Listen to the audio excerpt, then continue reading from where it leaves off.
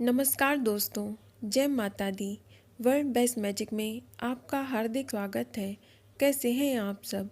ये बताने के लिए कमेंट बॉक्स में जय माता दी जरूर लिखें। दोस्तों, आज हम बात करेंगे दशा माता की चौथी कहानी के बारे में, जो इस प्रकार है। एक साहूकार था, उसके परिवार में 5 पुत्र, उनकी बहुएं तथा एक पुत्री थी। पुत्री का विवाह हो चुका था, परंतु उसका गौना नहीं हुआ था। इस कारण वह अपने माता पिता के घर में ही रहा करती थी। एक दिन साहूकार की पत्नी दशा माता का डोरा ले रही थी। उनकी बहुओं ने भी डोरे लिए। बहुओं ने अपनी सास से पूछा कि क्या ननद के लिए भी डोरा लेना है। सास ने कहा हाँ। इस पर बहुओं ने कहा कि उनकी तो विदाई होने वाली है, यदि व्रत से पहले ही विदाई हो गई तब क्या होगा। सास ने उत्तर दिया, मैं व्रत का सारा सामान साथ में रख दूंगी, वह अपने ससुराल में पूजा कर लेगी। ऐसा ही हुआ। उसके ससुराल से लेने उसका पति आ गया। माँ ने बेटी को विधि पूर्वक विदा किया और उसकी पालकी में पूजा का सारा सामान रखवा दिया। लड़की जब अपने ससुराल पहुंची तो उसके घर के आंगन में गलीचा बिछाकर बैठाया गया। आस पड़ोस की महिलाएं नई बहू को देखने आने लगीं। सब उसकी सुंदरता और गहनों की तारीफ करने लगे। किसी की निगाह उसके गले में बंधे डोरे पर पड़ गई। वह बोली, बहू की माँ बड़ी टोटके वाली है। सबकी निगाहें उसकी बात सुनकर उसके गले में पड़ने लगी। सभी स्त्रियां डोरे के बारे में अपनी अपनी राय प्रकट करने लगीं। शाम को सास, ननद, देवरानी, जेठानी, घर की सभी स्त्रियां भी उसी डोरे की चर्चा करने लगीं। सब डोरे की निंदा कर रही थीं। सुबह से शाम तक डोरे के बारे में सुनते सुनते बहू का दिमाग खराब हो गया। उसने डोरे को गले से उतार कर जलती हुई आग में डाल दिया। डोरे के जलते ही सारे घर में आग लग गई। घर में रखा सब धन धान्य जल गया। सब आदमी अपने प्राण बचा बचा कर घर के बाहर भागने लगे। अब घर में केवल नई बहू और उसका पति रह गया था। बाकी सब भाग गए थे। घर का सारा सामान जल गया था। घर में अब न खाने को अन्न था और न ही पहनने के लिए वस्त्र बचे थे। इसलिए दोनों पति पत्नी गांव छोड़कर रोजगार खोजने चल दिए। चलते चलते वह उसी गांव में पहुंच गए जहां की वह लड़की थी। लड़की ने अपने पति से कहा, तुम यहाँ भाड़ झोंको और मैं भी कुछ काम ढूंढती हूँ। पत्नी का कहना मानकर वह भाड़ झोंकने लगा और वह स्वयं एक कुएं में जाकर बैठ गई। उस कुएं पर सारे गांव की महिलाएं पानी भरने आया करती थीं। उस लड़की की भाभियां उस कुएं पर पानी भरने आईं, परंतु उन्होंने अपनी नंद को नहीं पहचाना।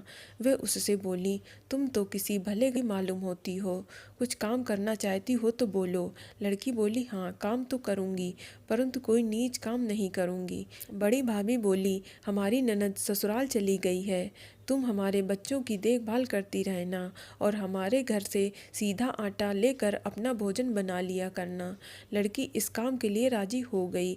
लड़की की भाभियां अपने घर आईं और सास से बोली, कुएं पर एक अनाथ लड़की बैठी है, वह हमारे घर में रहने को और बच्चे की देखभाल करने को राजी हो गई है, आप कहो तो हम उसे रख लें। सास ने कहा, खुशी से रख लो, परंतु आपस में कलह मत करना।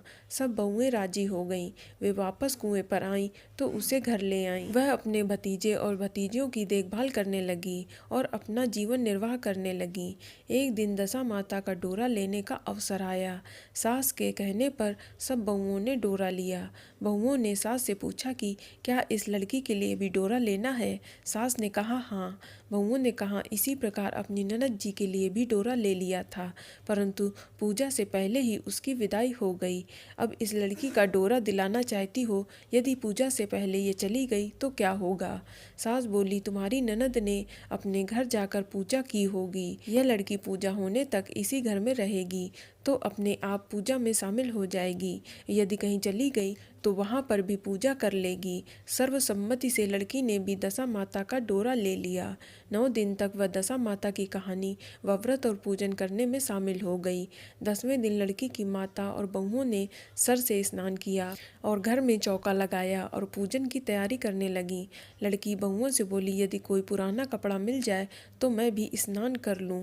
बहुओं ने अपनी सास से पूछकर अपनी ननद की साड़ी उस लड़की को दे दी। अपनी पुरानी साड़ी लेकर वह स्नान करने लगी। उसने सर से स्नान करके साड़ी पहनी और घर आ गई। घर पर पूजा आरंभ हो गई। वह जैसे ही पूजा के पास आकर बैठी तो बहुओं ने कहा, यह तो हमारी ननद जैसी लग रही है। इस पर सास ने नाराज होकर कहा, तुम्हारे मन में जो आता है वह बोलती रहती हो। पूजा के समय भी चुपचाप नहीं बैठती हो। चुप रहो, मुझे कथा कह लेने दो। तुम्हारी बातों से कथा में विघ्न पड़ रहा है। बहुएं चुप हो गईं। घर की सभी स्त्रियों ने पारण किया। लड़की ने भी पारण किया। इसके बाद स्त्रियां एक दूसरे के सर गूंथने लगीं। एक ने लड़की का सर गूंथना शुरू किया।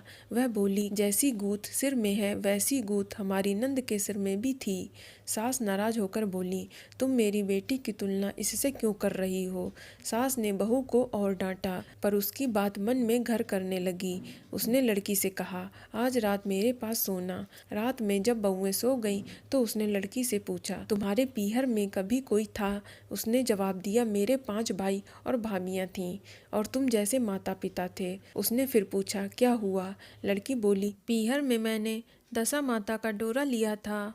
उसके पूजन से पहले ही ससुराल के लिए विदा हो गई। ससुराल में पहुंचकर मेरे गले में पड़े डोरे को देखकर वहां की स्त्रियां हंसी उड़ाने लगीं।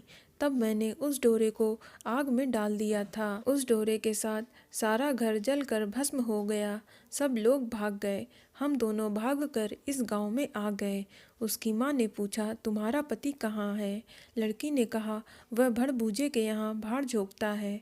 दशा माता के प्रकोप से हमारी ऐसी हालत हो गई है। वह समझ गई कि यह लड़की कोई और नहीं हमारी बेटी है। तब उसने अपने 5 बेटों को बुलाकर कहा कि यह तुम्हारी छोटी बहन है। सुबेरे होते ही माता के कहने पर 5 भाई बड़बूजे के यहाँ से अपने बहनोई को घर ले आए। उन्होंने उसको स्नान कराया और उत्तम वस्त्र पहनने को दिए। कपड़े पहनकर वह सुंदर साहूकार दिखाई देने लगा। वह कुछ दिन ससुराल में रहकर अपने घर चला गया। घर पहुंचकर उसने देखा कि सब लोग पहले की तरह सुखपूर्वक रह रहे हैं। इसके बाद वह अपने ससुराल आया और अपनी पत्नी को विदा करके घर ले गया। वह अपनी दशा पर विचार करती हुई जा रही थी।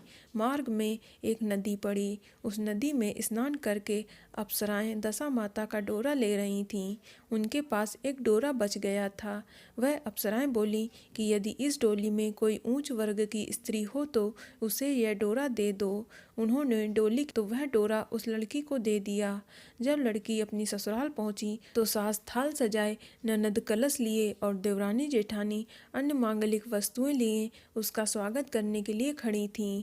नेक दस्तूर हो जाने के बाद लड़की को आसन पर बैठाया गया। आसन पर बैठने के बाद लड़की ने कहा कि आप लोगों ने पहली बार दशा माता के डोरे के लिए अपशब्द कहे थे, जिसका फल ये हुआ कि घर के सब लोग बिछुड़ गए तथा घर का अन्न धन जलकर स्वाहा हो गया। बड़ी मुसीबतें उठाने के बाद अब अच्छे दिन आए हैं। अब आप में से कोई भी मेरी दशा माता के डोरे की निंदा नहीं करेगा। जब मेरा व्रत हो तब आप श्रद्धापूर्वक पूजा करेंगे। सबने खुशी खुशी उसकी बात मान ली। 9 दिन तक व्रत चलता रहा। 10वें दिन विधि पूर्वक डोरे की पूजा की गई। 7 सुहागनों को न्योता दिया गया। उनका श्रृंगार करके आंचल भरा गया। इस प्रकार दशा माता का पूजन समाप्त हुआ। जिस प्रकार दशा माता ने उस लड़की के दिन फेरे, वैसे ही वह सब पर दया करें। बोलो दशा माता की जय। तो दोस्तों, दशा माता की यह कहानी आपको कैसी लगी हमें कमेंट करके अवश्य बताएं और इस वीडियो को लाइक करें और शेयर करें और साथ ही चैनल को सब्सक्राइब करें। धन्यवाद।